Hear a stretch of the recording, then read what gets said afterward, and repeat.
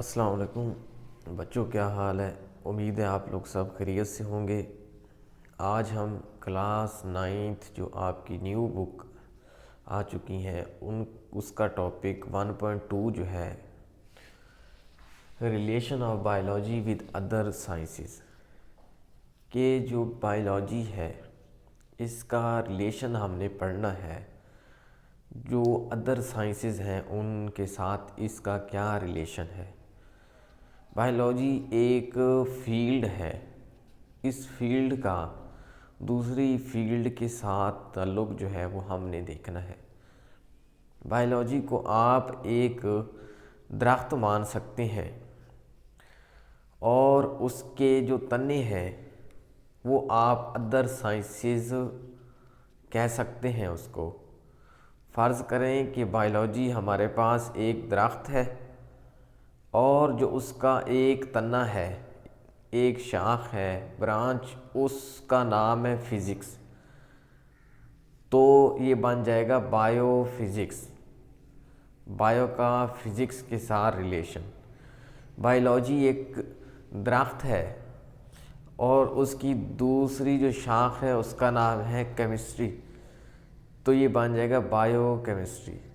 तो आज हमने रिलेशनशिप देखना है बायोलॉजी का विद अदर साइंसेस।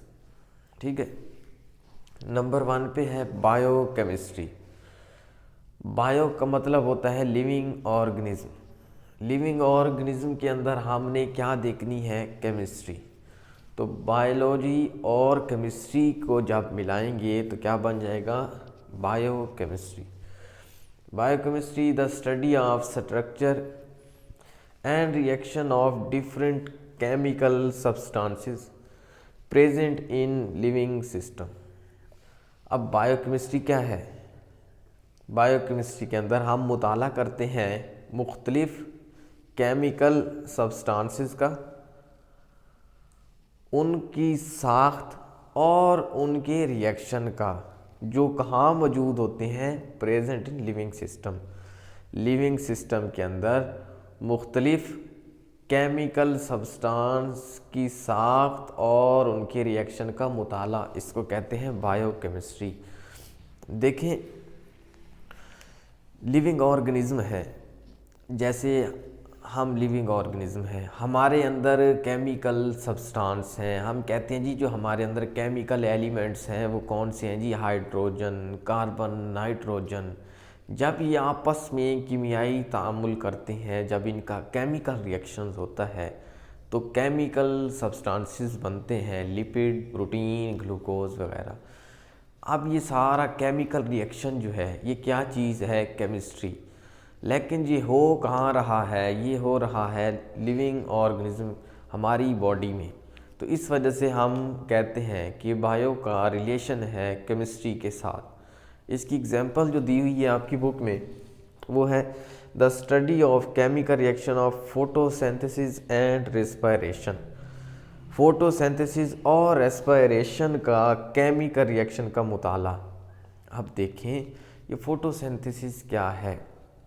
देखें, ये जो प्लांट है ये लिविंग ऑर्गेनिज्म है, ये बायो है, तो इनके अंदर जो केमिकल रिएक्शन हो रहा है, देखिए जो प्लांट है ये एक प्लांट है, इसने जी वाटर हासिल किया, CO2 हासिल किया, पानी, CO2 और सूरज की रोशनी हासिल की, इन 3 चीज़ों की मौजूदगी में, और क्लोरोफिल भी, प्रेजेंस ऑफ क्लोरोफिल।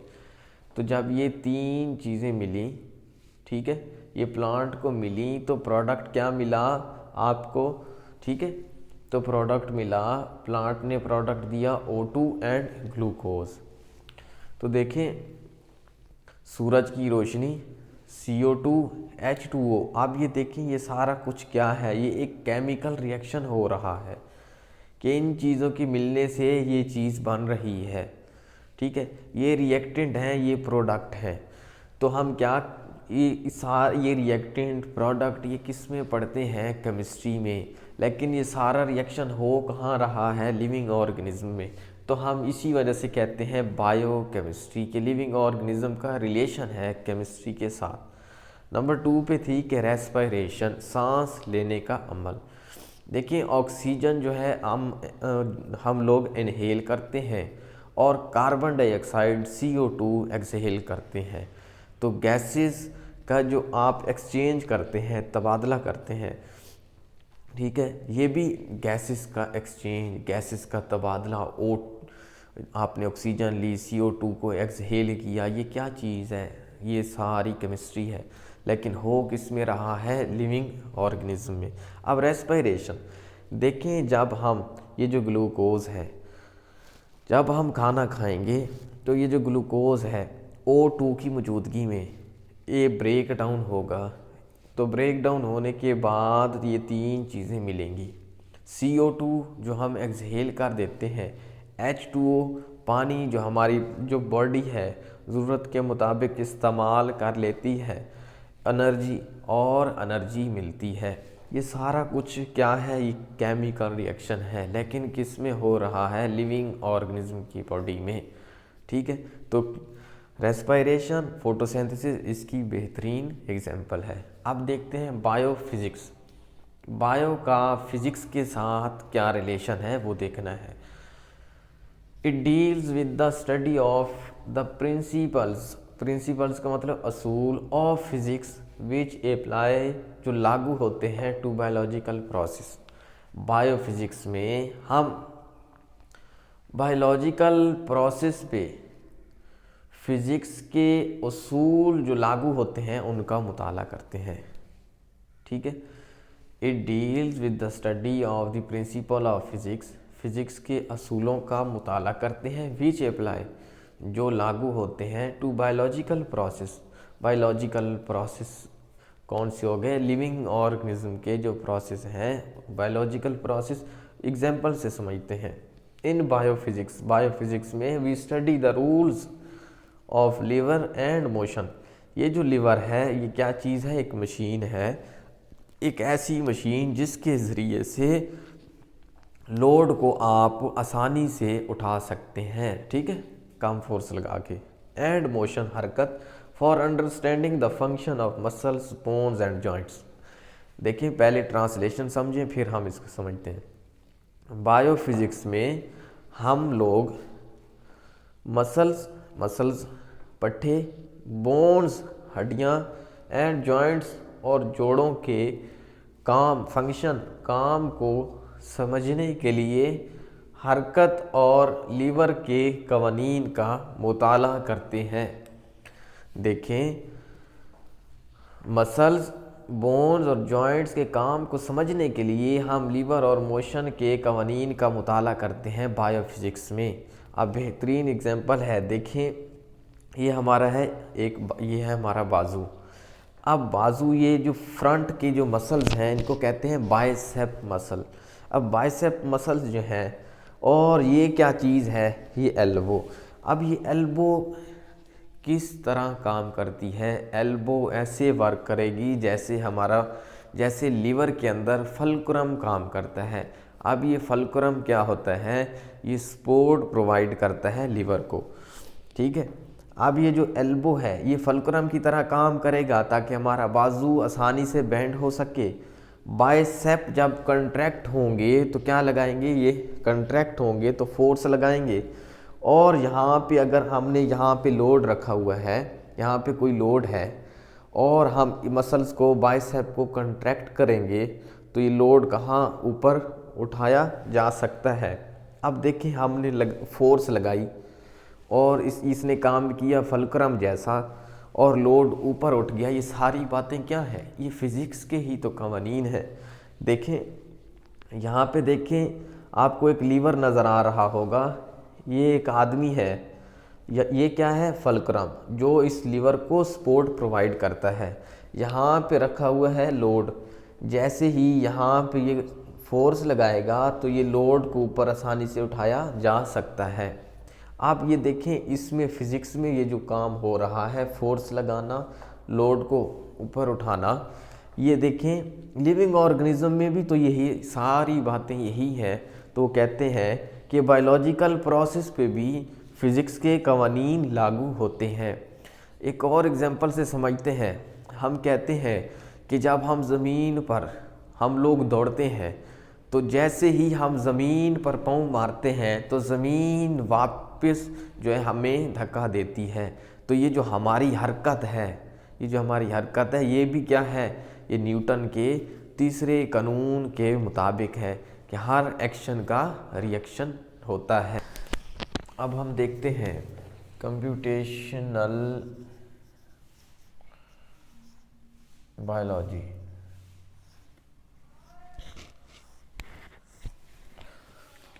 तो कंप्यूटेशनल बायोलॉजी को अब हम देखते हैं। कंप्यूटेशनल ये डिराइव्ड हुआ है कंप्यूट से। कंप्यूट का मतलब होता है तज्जिया करना। बायोलॉजी का मतलब क्या है जी, स्टडी ऑफ लाइफ। अब जो लिविंग ऑर्गेनिज्म है उनके अंदर जो बायोलॉजिकल डेटा है, फॉर एग्जांपल हम कहते हैं डीएनए, प्रोटीन, उनका हमने तज्जिया करना है, उनको समझना है। किसके ज़रिए से, कंप्यूटर मॉडल को इस्तेमाल करके। तो इसको कहते हैं computational biology. Scientist use mathematical models, algorithm and computer simulations to understand biological system and relationship. देखें, बायोलॉजिकल सिस्टम और रिलेशनशिप समझने के लिए साइंसदान मैथमेटिकल मॉडल, एल्गोरिथम और कंप्यूटर सिमुलेशन का इस्तेमाल करते हैं। It involves analysing biological data. Biological data का तजिया भी किया जाता है। अब बायोलॉजिकल डेटा हम कहते हैं कि हर जानदार का जो खुफिया कोड है वो है डीएनए। तो डीएनए हर जानदार का खुफिया कोड है। उसको समझने के लिए, उस खुफिया कोड को पढ़ने के लिए साइंटिस्ट कंप्यूटर को यूज़ करते हैं और फिर अंदाज़ा लगाते हैं, फिर पता कर सकते हैं आसानी से कि ऑर्गेनिज्म है, ये जो जानदार है, ये कैसे बनते हैं। जैसे हम कहते हैं जैसे कंप्यूटर को प्रोग्राम किया जाता है, ऐसे ही जानदार जो हैं वो डीएनए के ज़रिए प्रोग्राम किए जाते हैं। तो ये जो डीएनए है ये क्या है, खुफिया कोड है जानदार का, और उसको समझने के लिए किस चीज़ का यूज़ किया जाता है, कंप्यूटर मॉडल्स का। एग्जाम्पल देखते हैं, such as sequence of amino acid in protein. अब देखें, बायोलॉजिकल डेटा का तजिया किया जाता है। यहाँ पे बायोलॉजिकल डेटा की एग्जाम्पल दी हुई है प्रोटीन। वो कहते हैं कि जो प्रोटीन जो है ये हमारे जिस्म के लिए बहुत ही ज़रूरी है। अब प्रोटीन को बनाता कौन है, इसके जो बिल्डिंग ब्लॉक हैं, building block of protein is called amino acid. ये जो अमाइनो एसिड हैं ये बिल्डिंग ब्लॉक हैं किसके, प्रोटीन के। तो अमाइनो एसिड ऐसे हैं जैसे एक इमारत को खड़ा करने के लिए ईंटों की ज़रूरत होती है, ऐसे ही प्रोटीन को बनाने के लिए अमाइनो एसिड आपस में जुड़ते हैं। अब कंप्यूटर मॉडल का साइंटिस्ट इस्तेमाल करके अमाइनो एसिड की जो सीक्वेंस है उसको चेक करते हैं। अगर उसमें कोई ख़राबी हो तो फिर बीमारी का सबब बन सकते हैं। फॉर एग्ज़ाम्पल बीमारी है सिकल सेल एनीमिया, वो भी इसी वजह से होती है कि अमाइनो एसिड की तरतीब में कोई ना कोई ख़राबी आ जाती है। फिर उसको समझा कैसे जाता है, उसको पता कैसे लगाते हैं, साइंटिस्ट कंप्यूटर का इस्तेमाल करते हैं। अब देखते हैं नंबर 4 पे biogeography. Bio means living organism, geo means earth, graphy distribution, distribution of life on earth. अब पढ़ते हैं, deals with the study of distribution of living organism in different geographical regions of the world. देखें, दुनिया में मुख्तलिफ इलाकों में ये जो जानदार हैं इनकी तकसीम का मुताला। देखें, दुनिया में मुख्तलिफ इलाकों में जानदार की तकसीम का मुताला हम करते हैं बायोजियोग्राफी में। अब ये डिस्ट्रीब्यूशन होती क्यों है लिविंग ऑर्गेनिज्म की? देखें, कोई क्लाइमेट चेंज आ जाते हैं, क्लाइमेट चेंज में टेम्परेचर आ जाता है, रेनफॉल हो सकता है, कोई बैरियर आ सकता है, माउंटेन आ सकता है, कोई ओशियंस आ जाता है उनमें, तो फिर जो लाइफ है वो क्या हो जाती है? डिस्ट्रीब्यूट।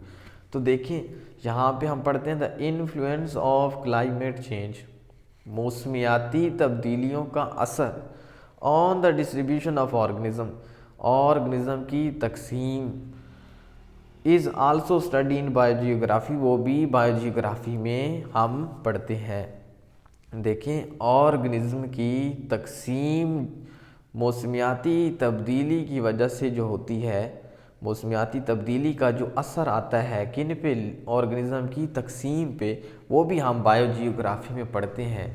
अब हम कहते हैं, कोई एग्जांपल हम देते हैं कि जी जो ऊंट हैं वो सहरा में रहते हैं, डेजर्ट में, क्योंकि उनके पास कैपेसिटी बहुत ज़्यादा है वाटर को स्टोर करने की। और जो पोलर बियर हैं, रीछ हैं, वो नॉर्थ पोल में रहते हैं। तो देखिए लाइफ किस तरह डिस्ट्रीब्यूट हो चुकी है।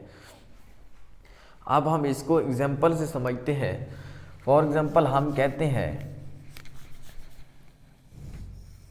कि हमारे पास अर्थ है और ये ऑर्गेनिज्म जो है, ये ऑर्गेनिज्म यहाँ रहते थे, ठीक है। अब ये ऑर्गेनिज्म डिस्ट्रीब्यूट हो चुके हैं, ये अब यहाँ पे आ चुके हैं, ये जो है ये यहाँ जा चुके हैं, और ये जो है ये इस साइड पे आ चुके हैं। ये देखें, आ रही समझ कि नहीं? ये इस साइड पे और ये इस साइड पे। देखिए आप, अर्थ पे ये जो लाइफ थी ये एक ही जगह पे थी, क्लाइमेट चेंज की वजह से ये देखें लाइफ जो है ये क्या हो चुकी है? डिस्ट्रीब्यूट हो चुकी है, डिस्ट्रीब्यूट हो चुकी है। जहाँ अब हम देखते हैं बायोटेक्नोलॉजी।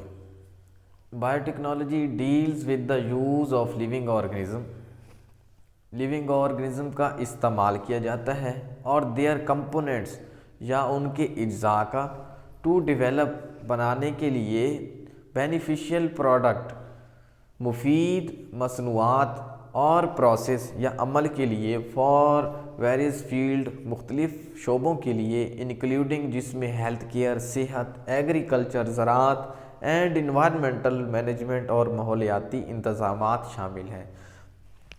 जो साइंटिस्ट हैं वो लिविंग ऑर्गेनिज्म को इस्तेमाल करके बेनिफिशियल प्रोडक्ट को डेवलप करते हैं। आपकी बुक में एग्जांपल है कि जो शुगर के मरीज़ हैं, डायबिटिक पेशेंट हैं, उनके लिए इंसुलिन को तैयार किया गया है बैक्टीरिया को इस्तेमाल करके।